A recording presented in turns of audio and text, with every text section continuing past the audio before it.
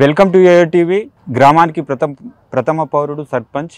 తెలంగాణ వచ్చినాక ఈ సర్పంచులు కొందరు అనేక గ్రామాల్లో ఆత్మహత్య చేసుకున్న పరిస్థితి విషయం. మరికొంతమంది సర్పంచులు అయితే ఆర్థిక భారాన్ని మోస్తూ అభివృద్ధిని ముందుంచుతూ వాళ్ళ పదవీ కాలాన్ని అయితే గడిపారు. వాళ్ళ పదవీ కాలం అయిపోయింది, అయినప్పటికీ కూడా వాళ్ళ పెండింగ్ బిల్లులు రాక అనేక ఆర్థిక ఇబ్బందులు ఎదుర్కొన్న పరిస్థితి చూస్తున్నాం. వీళ్ళు సర్పంచులు అనేక రకాలుగా చాలా ఉద్యమాలు చేశారు. ప్రస్తుతం ఇప్పుడు కొత్త గవర్నమెంట్ వచ్చి కూడా ఆల్మోస్ట్ 1 year అవుతుంది. ఇప్పుడు వీళ్ళకు పెండింగ్ బిల్లులు ఎన్ని ఉన్నాయి, వాళ్ళకు ఎంతకాలం నుండి వీళ్ళు ఎవరెవరికి వినతి పత్రాలు ఇచ్చారనేది వారి మాటల్లో తెలుసుకుందాం. వారికి ఎన్ని పెండింగ్ బిల్లులు ఉన్నాయని తెలుసుకుందాం. అన్న నమస్తే, మీ పేరు చెప్పండి. మల్లేశం అన్న నా పేరు. ఓకే, చెప్పండి, మీరు ఎన్ని రోజుల నుంచి మీకు పెండింగ్ బిల్లులు వచ్చేది ఉన్నాయి, ఎంత అమౌంట్ వచ్చేది ఉంది?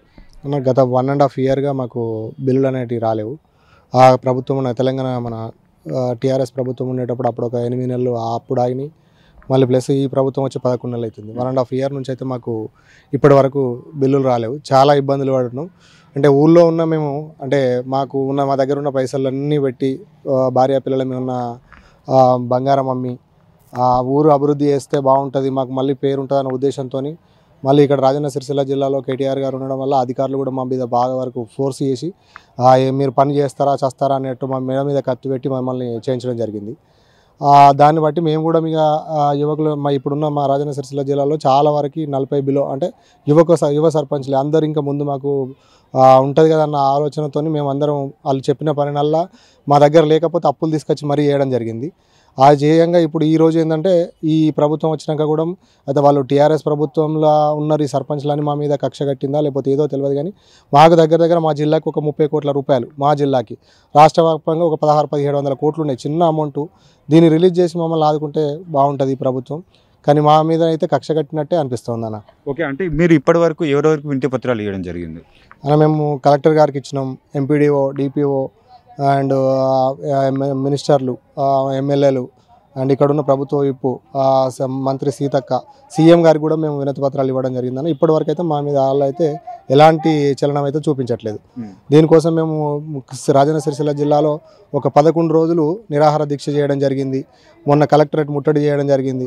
అయినా ఎవరైనా కూడా మేము చేస్తూనే ఉన్నాం, కానీ మాకు ఇప్పటివరకు అయితే ఎవరు మాకు స్పందన అయితే కనిపించట్లేదు. ఓకే, అంటే పర్టికులర్గా ఇప్పుడు మీ విలేజ్కు ఇప్పుడు మీకు అంటే పర్సనల్గా మీకు ఎంత బిల్స్ వచ్చేది ఉంది? నాకు ఒక 23 లక్షలు 24 లక్షలు వచ్చేటి ఉన్నాయి అన్న. అంటే నేను కొత్తగా మాది నూతనంగా ఏర్పడ్డ గ్రామ పంచాయతీ, మేము ఒక గ్రామ పంచాయతీ కానీ ఆ ఊర్లో ఉన్న డంపింగ్ యార్డ్లు, శ్మశాన వాటికలు, క్రీడా ప్రాంగణాలు, రోడ్లు ఇవన్నీ చేయడం జరిగింది. వీటికి బిల్స్ దగ్గర నాకు 23-24 లక్షలు వచ్చేటి ఉన్నాయి అన్న. 24 లక్షల రూపాయలు ఇప్పుడు మేము ఉన్న బంగారం అవి అన్ని కూర్చోబెట్టినాం. మిత్తి కూడా రోజు 1.5 year అంటే ఒక 20 లక్షలకు మిత్తి చూసుకుంటే నెలకు 40-50 వేలు. అంటే మేము చేసిన ఈ పైసలు రేపు వచ్చినా కూడా అవి మిత్తులకే సరిపోయేటట్లు అంత దారుణంగా ఉంది.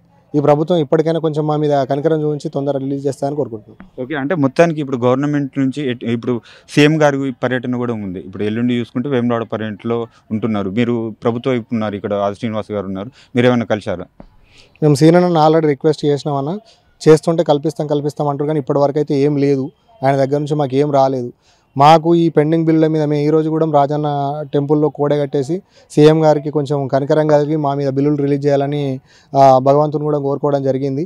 ఏమన్నా 20 తారీఖు లోపు లేకపోతే మేమైతే మా సర్పంచ్లందరూ డిసిషన్ ప్రకారం సీఎం గారిని అడ్డుకోవడమా లేకపోతే ఏం చేయడం అనేది జరుగుతుంది. మాకు ఏదైనా ఒక హామీ ఇచ్చి మాకున్న చిన్న 1600-1700 కోట్లు 16 కోట్లు అంతే రాజన్న సిరిసిల్ల జిల్లాకి ఆదాన రిలీజ్ చేస్తే రాష్ట్ర వ్యాప్తంగా ఎంత ఉండదు? 1500-1600 కోట్లు ఉన్నాయి.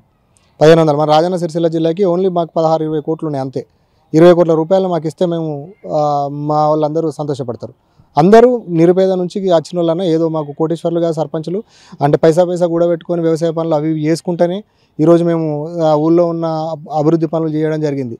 కాబట్టి ఇక్కడ ఎవరో మేము అందరూ బిజినెస్లు ఏం లేవు, అందరూ వ్యవసాయ ఆధారంగానే వచ్చిన వాళ్ళం. కాబట్టి పైసా కష్టపడి మేము ఊళ్ళో చేసి ఇప్పుడు ఇబ్బంది పడే కాలం వస్తుంది. కాబట్టి మేము రేపు ఎలక్షన్లు ఇప్పుడు నెక్స్ట్ ఎలక్షన్లు పెడతా అంటారు. ఎలక్షన్ పెడితే రేపు వచ్చే సర్పంచ్ మాకు సహకరించవచ్చు, సహకరించకపోవచ్చు. ఒక మినిస్టర్ గారు అంటారు మొన్న పొన్నం ప్రభాకర్ గారు, మేము వచ్చిందాక మార్చి వరకు ఇస్తామని చెప్తే ఎలక్షన్లు పెట్టిన తర్వాత ఆ సర్పంచ్ మాకు ఎట్లా సహకరిస్తాడు? ఇప్పుడు మాకు ఏదైనా ఉండేది ఉంటే కూడా మాకు మా బిల్లులు ఇచ్చిన తర్వాతనే ఎలక్షన్కి వెళ్ళాలని మేము వినవించుకుంటున్నాం.